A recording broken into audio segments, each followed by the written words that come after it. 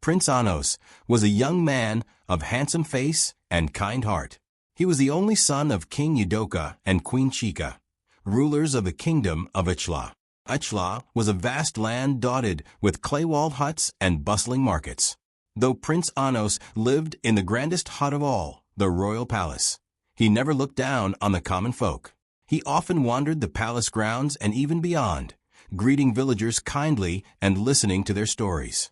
One bright morning, Onoce strolled through the palace courtyard where servants were busy with their chores. His eyes caught sight of Olido, a maiden who worked in the palace.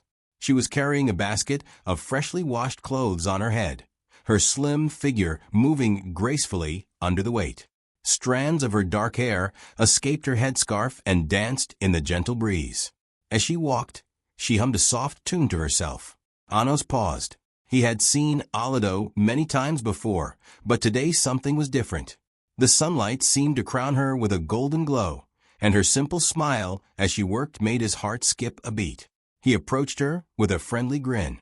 "Good morning, Olido," he said warmly. Startled, Olido almost dropped the basket. She quickly steadied it and bowed her head slightly.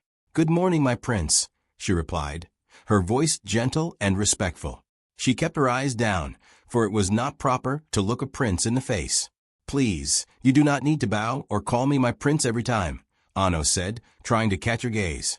"I am honored by your presence." Olido dared to raise her eyes. She saw kindness in his face and felt butterflies in her stomach. She had always admired Prince Onoce from afar. He was known to be kind, unlike some royalty who barely noticed their servants. Still, she was shy and unsure how to behave. I was just doing the laundry," she said, her cheeks warming. Onoce smiled. "You work so hard. The palace is lucky to have someone as diligent as you."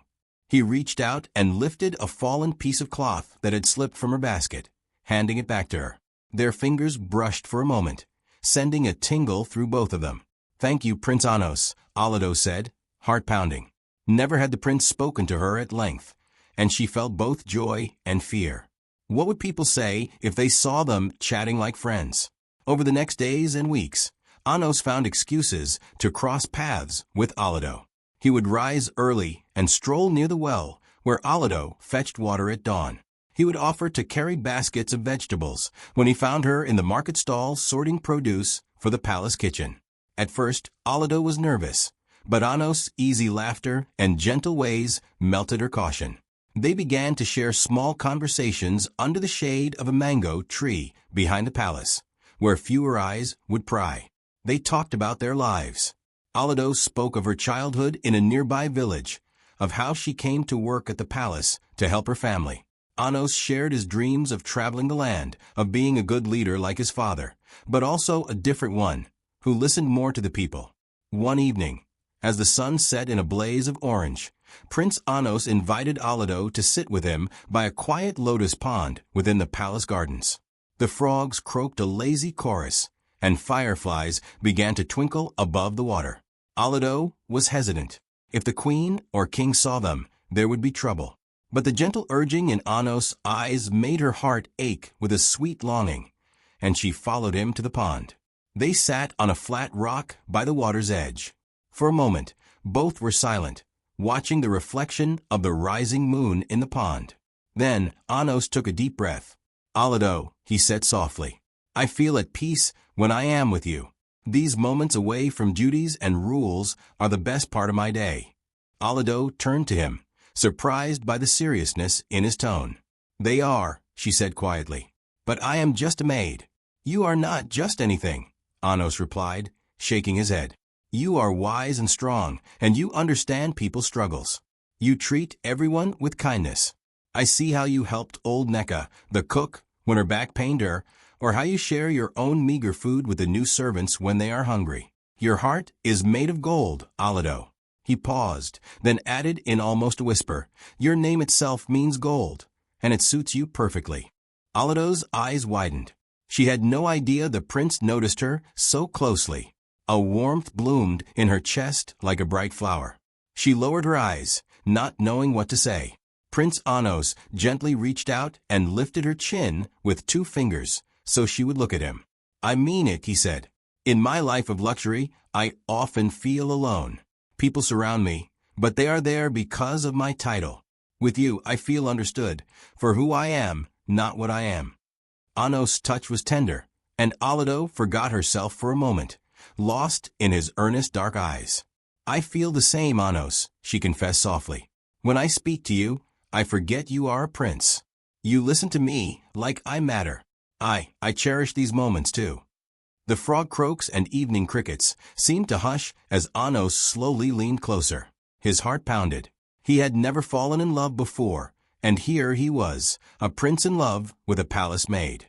He knew it was risky, but at that instant he did not care. "Olido," he murmured, "you matter to me more than you know." She felt his breath, warm and gentle, and it sent a pleasant shiver through her. "And you matter to me," she replied, her voice trembling with emotion. Under the silver light of the moon, Olido and Onoce shared a sweet, timid kiss. It was as soft as the touch of a butterfly's wings, yet it sent a wave of joy through them both.